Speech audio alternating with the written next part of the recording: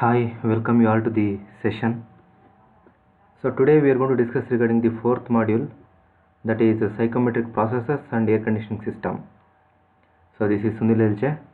So let us start this session now. This is the fourth module, second chapter. This is the syllabus. So here we are going to discuss regarding the psychometric processes. Before that we are going to discuss regarding the psychometric properties of air and psychometric chart, analyzing air conditioning processes, heating, cooling, dehumidification, humidification, evaporative cooling, adiabatic mixing of two moist airs with the different streams, cooling towers, and also we are going to discuss regarding the some of the popular air conditioning systems. So this is the syllabus. In the previous semester in BDD, we already discussed regarding the psychometric properties and the psychometric chart.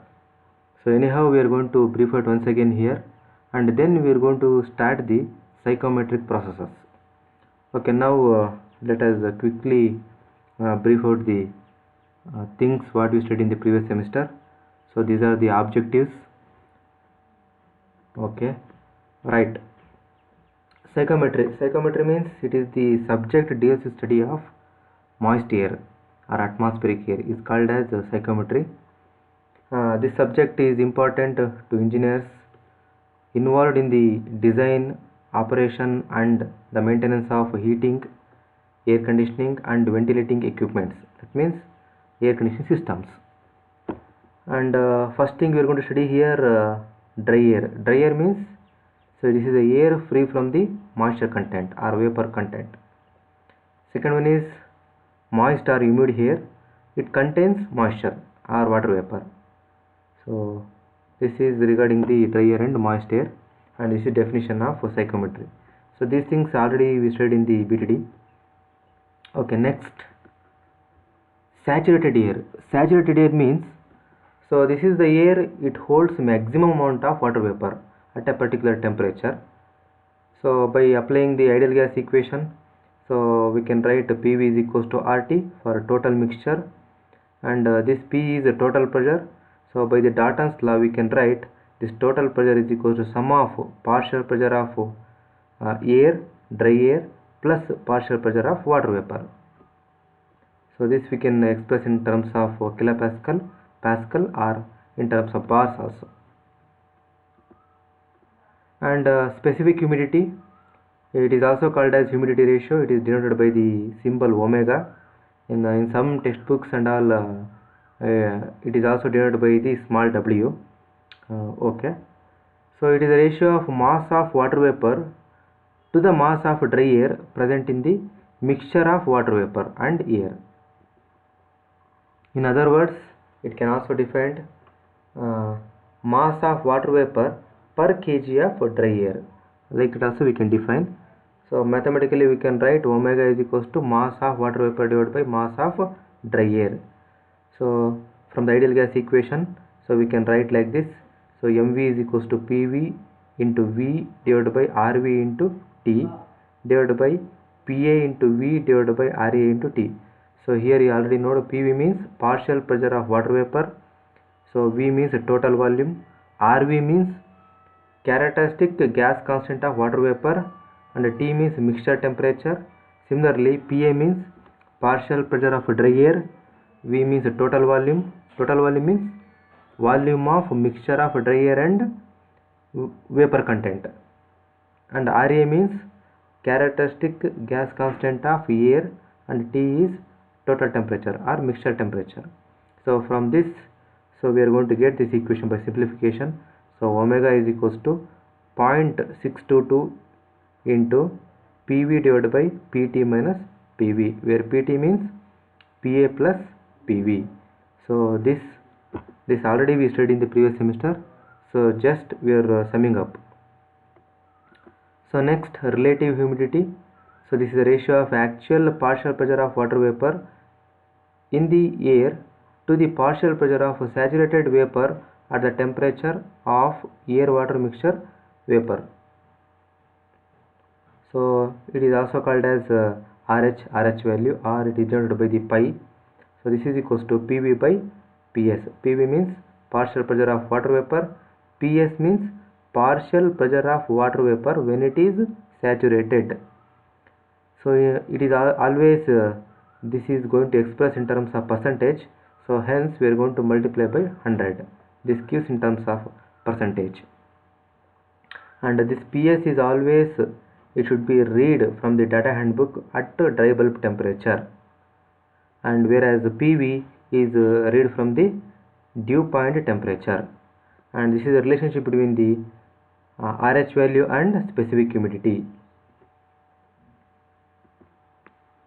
And also, so from this we can write, so in other words, relative humidity is the ratio of mass of water vapor in a given volume of air at a temperature T, that is MW, divided by mass of water vapor, so when the same volume of air is saturated temperature T. Like this also we can write by simplification. This we are going to get this equation.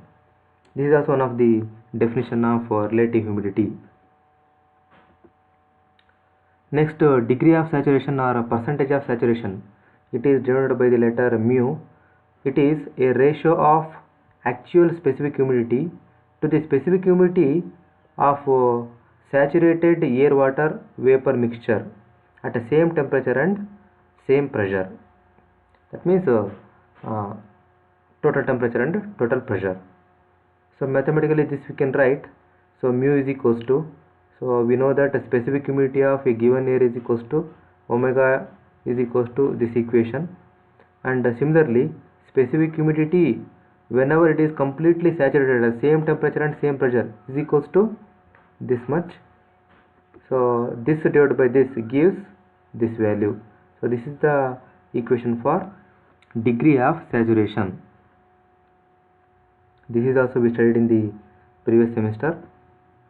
And next, dry bulb temperature and wet bulb temperature. So dry bulb temperature means it is the actual temperature measured by the ordinary thermometer, is called as a dry bulb temperature. That means if you keep the thermometer outside the atmosphere, that means in the room you are going to measure a dry bulb temperature, but the thing is the bulb should be dry. Wet bulb temperature means if the same thermometer, if it is covered with the wet cloth at the bulb, it is going to measure the wet bulb temperature. You can see this is the example. The same thermocouple is going to covered with a wet cotton wick. So then it is going to measure the wet bulb temperature. So remember, always wet bulb temperature is less than the dry bulb temperature. So this is the sling psychometer. So it is a device used to measure both wet bulb as well as dry bulb temperatures. It is there in the lab, you already seen. And the next one is the dew point temperature. So dew point temperature means it is the lowest temperature at which a first dew forms on the surface. That is called a dew point temperature, or it is the lowest temperature of air water vapor mixture at which condensation begins. Dew means condensation begins when air cooled at constant partial pressure of water vapor PV. So in other words, so TDP means dew point temperature is the saturation temperature of water corresponding to the vapor pressure PV. So dew point temperature hence always measured with respect to PV, this pressure. PV means partial pressure of water vapor. So these are the examples you might have seen in the atmosphere. So this is the dew formation. And next one is we are going to study enthalpy of moist air. So total enthalpy, capital H, is equals to enthalpy of dry air plus enthalpy of water vapor. So this is the total enthalpy. This we can also write if we divide through by mass, we can write, so this is equals to, we can write like this, so MA into HA, where small h indicates specific enthalpy. Okay, so by this we can write like this equation. If we divide through by M, we are going to get this equation. So this H, so specific enthalpy of moist air is equals to specific enthalpy of dry air plus specific humidity into specific enthalpy of water vapor. So like this we can derive, and further we can derive like this. So usually we are going to measure the enthalpy basis on the 0 degree Celsius. So hence, so that we are going to measure. So this is the HA. HA means, so enthalpy of dry air is equal to Cp of dry air into dry bulb temperature. So Cp of dry air is usually 1.005, and similarly HV, enthalpy of water vapor, is equals to Hg at 0 degree Celsius, this one, plus Cp of water vapor into dry bulb temperature minus 0 degree Celsius. So this we can write. So usually Cp of water vapor at 0 degree Celsius becomes 1.88 kilojoules per kg degree Kelvin. So if you substitute these two values, we are going to get this equation. And similarly, yes, like this also we can calculate. So same thing is here, right. So these things already we discussed in the previous semester. And one more equation we discussed, that is Carrier's equation. So used to find out partial pressure of water vapor whenever the dry bulb and wet bulb temperatures are given. So whenever the dry bulb temperature and wet bulb temperatures are given, so analytically we can calculate the partial pressure of water vapor by using this equation. So in this equation, so PVS and PT, PVS, everything is mentioned here. So this already we studied in the previous semester. Next, psychometric chart. So this is a psychometric chart. It is there in the thermodynamic data handbook in the last page.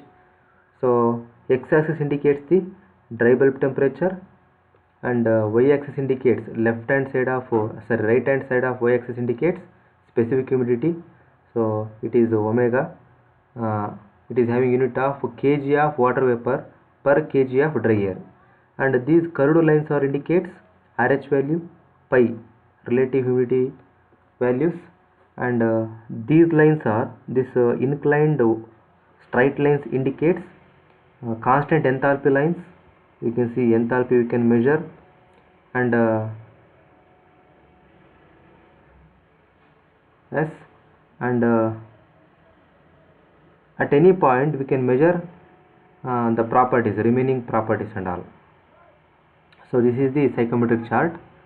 So we also calculate, we also did some problems on those equations, Carrier equations and all those things in the previous semester. Okay, now let us take an example. So this is the actual psychometric chart. So this one example I am showing. So using chart, determine relative humidity. Humidity ratio means specific humidity, and mixture enthalpy, that means total enthalpy of mixture of dry air and water vapor, that means atmospheric air, corresponding to dry bulb and wet bulb temperatures. So dry bulb and wet bulb temperatures are given. So this is 30 degrees Celsius is the dry bulb temperature and 25 degrees Celsius is the wet bulb temperature. So in these situations, if these two temperatures are given, how to calculate remaining all the properties? So to fix the state point in this psychometric chart, we should require any two properties, either dry bulb temperature, wet bulb temperature, dew point temperature, relative humidity, specific humidity, or enthalpy. So among these properties, any two must be required. So here two properties are given. One is dry bulb temperature, second one is wet bulb temperature. Okay, let us fix the state point. So now, so this is the x-axis indicates the dry bulb temperature. So given dry bulb temperature is 30 degrees Celsius. So this is the 30 degrees Celsius line. So draw one line using pencil and scale. You have to draw one line. So this is the first step. So for a dry bulb temperature, I can write the line. Next, wet bulb temperature 25 degrees Celsius. So this is the wet bulb temperature lines. So these are the wet bulb temperatures. Sometimes So if it is not given, so you can measure from here also. So this is 20 degree, this is 25 degree, and this is 30 degree. So the 25 degree Celsius is the wet bulb temperature. So draw one vertical line. So from here, so here, so this is actually 100% relative humidity line. So if it touches here, from there, so draw one inclined line along with the constant enthalpy line. So parallel to the constant enthalpy line from this point, so draw one line. So red line we drawn. Okay.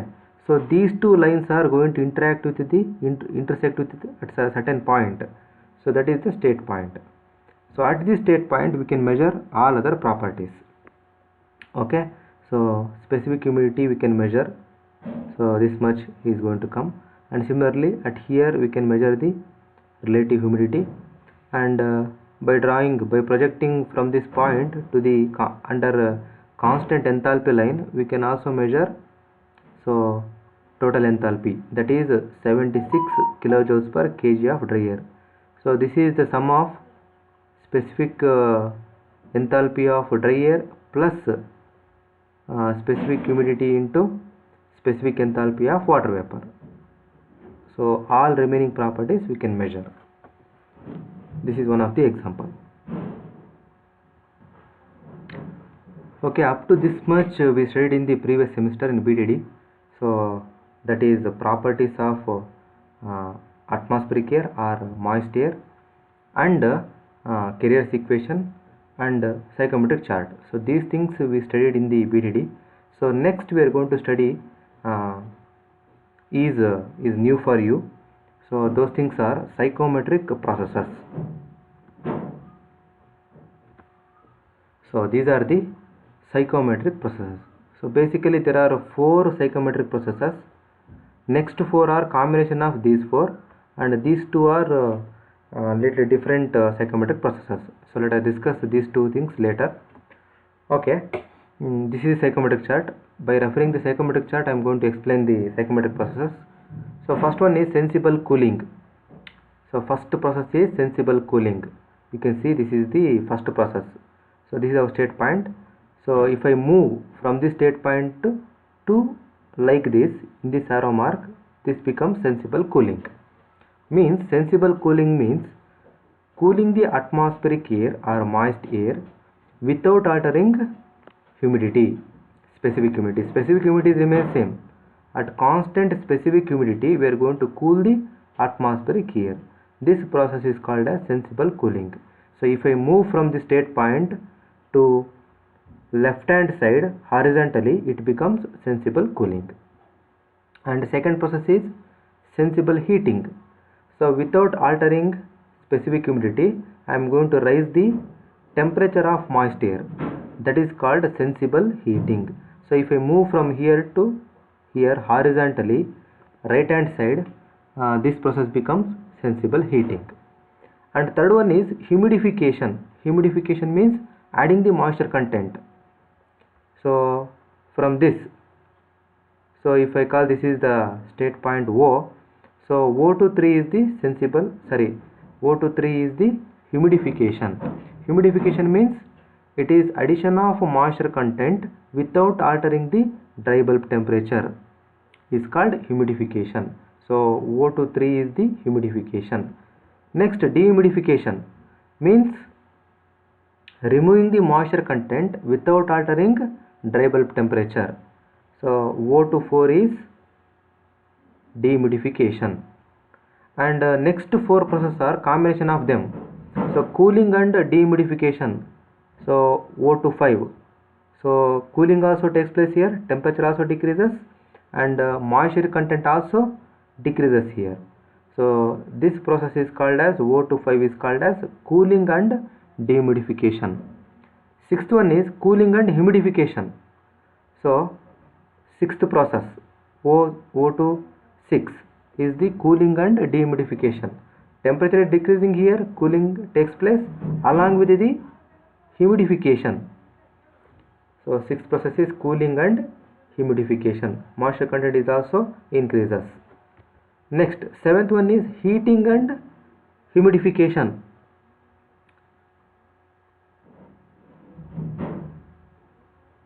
So this is actually seventh one is numbers are missing here. Seventh one is heating and humidification. So sorry, this is the, I'm going to alter.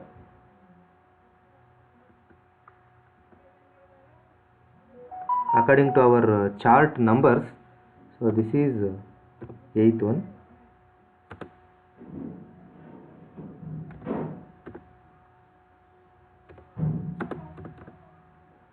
And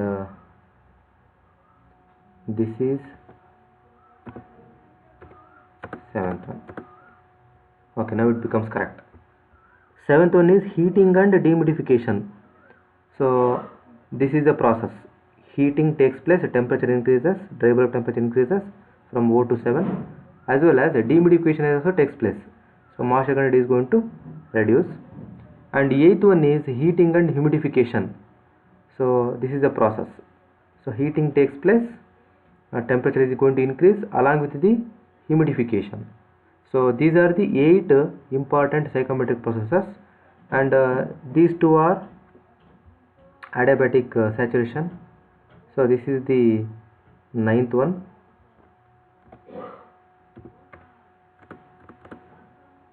And this one is 10th one, adiabatic mixing of air streams, 2 air streams.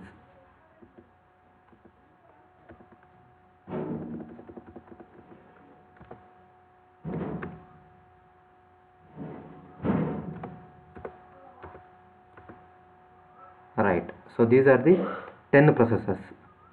So to achieve these processes, how we have to arrange the system? So those things we are going to discuss in the next slide.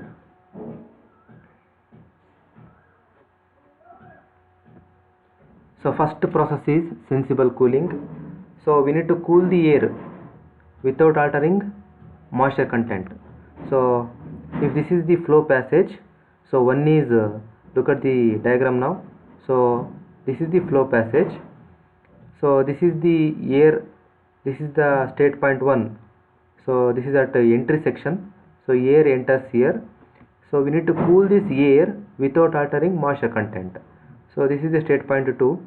So here temperature decreased, but moisture content is remains the same. Okay, so this is the psychometric chart. This is the state point 1 and this is state point 2. So to bring the air from state point 1 to state point 2, what we have to do? We have to insert the cooling coil. So if you insert the cooling coil, so whenever the air comes and touches with the cooling coil surface, then whose temperature is going to decrease, and cold air, it comes out from the outlet. So this is the inlet or entry. So this is the outlet or exit. So this is state point 1, entry point, and this is state point 2, exit point. So state point 3 indicate temperature of the cooling coil. So this temperature of the cooling coil must be less than or equal to temperature of the outlet air. So this is the schematic diagram of sensible cooling. Okay, so you can see here. So cooling of air without affecting the moisture content is called as sensible cooling. So that is, moisture content must be remains the same. Omega 1 must be same as omega 2 by passing the air over the cooling coil. As a result, dry bulb temperature decreases and RH increases. You can see relative humidity is going to increase from here to here. So relative humidity is going to increase, but specific humidity will not going to increase. And according to this process, we can write these equations according to conservation of mass principle. We can write, so mass flow rate of air at entry must be equal to mass flow rate of air at exit. And for water, so specific humidity must be same as specific humidity at outlet. And from this I can write, according to conservation of energy, energy coming in must be equal to energy going out. So energy coming in is equals to mass of air plus enthalpy of this air. So mass of air at the entry into specific enthalpy of the air, that must be equal to, so mass of air going out into specific enthalpy of air going out, that is m dot A2 into H2. and here to convert this state point to this state point, we observe some amount of heat energy to cool, correct? So that heat energy we have to add here at the right hand side. So energy entry must be equal to energy goes out. So energy is going out in the two ways here. One is from the outlet air, another one is from the cooling coil by absorbing some amount of heat energy. This we can write. So from this we can calculate amount of heat energy removed. Q dot is equals to H1 minus H2 into mass of dry air. And also capacity of cooling coil we can also calculate in terms of tons of refrigeration. So QL is equals to this MA dot, it is a mass flow rate, so hence we put here a dot symbol, mass flow rate of air into H1 minus H2 divided by 3.5. and by this we can also calculate bypass factor. So bypass factor is equals to, so dry bulb temperature at outlet minus dry bulb temperature of this cooling coil divided by dry bulb temperature of air at entry minus so dry bulb temperature of cooling coil. So this ratio is called as bypass factor. So this we can calculate. So this is regarding sensible cooling. Okay, hope you understand. So next, so we will go to the second process, that is sensible heating. So sensible heating means, so it is the heating process basically.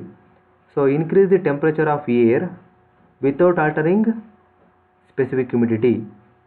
So this is the inlet of the flow passage, this is the entry air, and this is exit air, so whose temperature must be increased without altering specific humidity. So this is the chart. So like this we can draw the chart. Okay, now how we are going to achieve? Just by inserting the heating coil we can achieve this process. So by heating coil, heat energy is going to added. As the heat energy added, temperature of air is going to increase. That's it. So W is omega is remains the same, it is constant. So only dry bulb temperature is increases. But as a result, this RH value is going to decrease. So these are the RH lines. That is going to decrease. Relative humidity is going to decrease. So from this we can write these equations. So by the conservation of mass we can write, so mass flow rate of dry air at entry must be equal to mass flow rate of dry air at exit, and specific humidity remains the same, omega 1 must be equal to omega 2. And from conservation of energy equation, so energy coming in at the entry by the air, that is equals to, so m dot A1 into specific enthalpy of air is equals to energy goes out. So and also here heat energy is coming in, that is Q dot is coming in, that must be equals to energy goes out. So that is mass flow rate of air at the outlet into specific enthalpy of air at outlet. So from this we can calculate, so how much of heat added. So how much of heat added means Q is equals to H2 minus H1 in terms of kilojoules per kg of dry air, or else if you can multiply by mass flow rate of air also, we are going to get in terms of kilojoules. That's it. So from this we can calculate the capacity of heating coil, that is equal to QH is equals to m dot A into H2 minus H1. So this we are going to get in terms of kilowatts.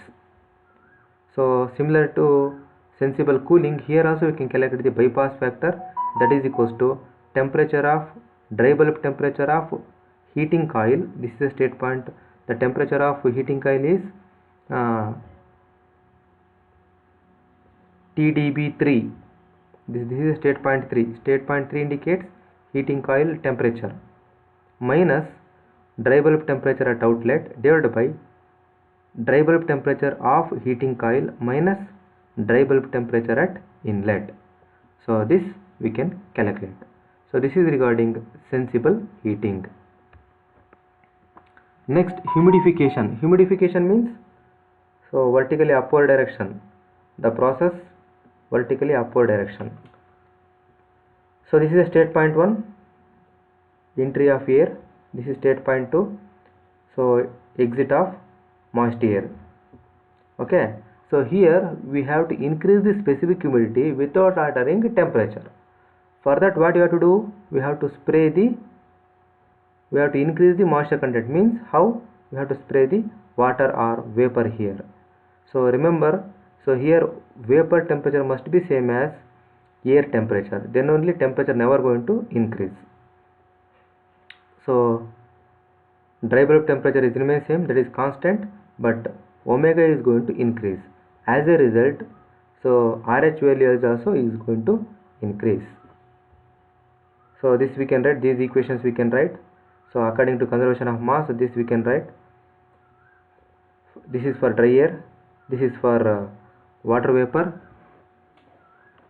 So divide throughout by mass of dry air, we are going to get this equation. So W2 is equals to W1 plus m dot 3 divided by m dot A. And from this we can calculate, so latent heat transfer during humidification process, that is equals to Q is equals to MA into HA2 minus HA1. So we are going to get in terms of kilojoules of dry air. And amount of moisture added, so that is amount of moisture content added, that is equals to, so delta omega is equals to MA into omega 2 minus omega 1, specific humidity at outlet minus specific humidity at inlet, or specific humidity at final state point minus specific humidity at initial state point. So this is regarding the humidification. So this is the diagram and this is a chart. So next, similar to this, dehumidification. So dehumidification means we have to remove the moisture content present in the atmospheric air. So the aim of dehumidifier is to remove the some amount of water vapor in the moist air passing through it. So this is achieved by allowing the moist air to flow across the cooling coil carrying refrigerant. Cooling coil means, so inside the cooling coil usually refrigerant is flowing at a temperature low enough that some water vapor condenses. Remember here, temperature should not decrease. Temperature of moist air must be same, but we have to remove the moisture content. That is how? By placing the cooling coil over the flow passage. So then what happens? If the cooling coil temperature is less than the dew point temperature of a corresponding air, then condensation happens. Then we can remove the moisture content. So here dry bulb temperature remains same. So only thing is specific humidity is going to decreases. As a result, RH value is also going to decrease. So this is the dehumidification. So these are the, and also we can draw the chart, how to show the chart and all. And also the schematic diagram is same as the sensible cooling. So these are the 4 important psychometric processes. In the next session we are going to discuss regarding the combination of these processes. Hope you understand. So notes will be uploaded in the Moodle. Now you can download. So thank you one and all.